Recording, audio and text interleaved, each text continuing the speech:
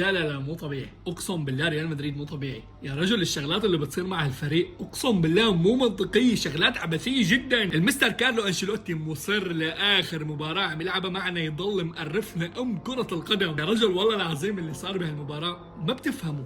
اللي صنع الهدف هو اغبى مدافع بالفريق، واللي سجل الهدف هو ثاني اغبى مدافع بالفريق.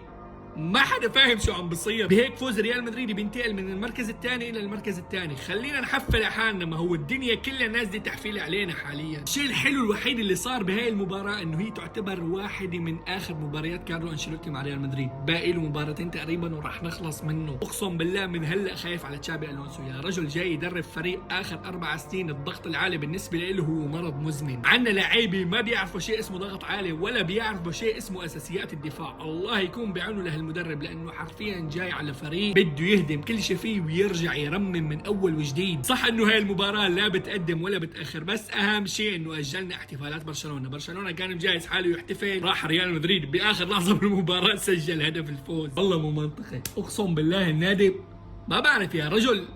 الله ينهي الموسم على خير وبس. بالنهايه اوعك تنسى اللايك والفولو يا كبير. وهلا مدريد ولاك.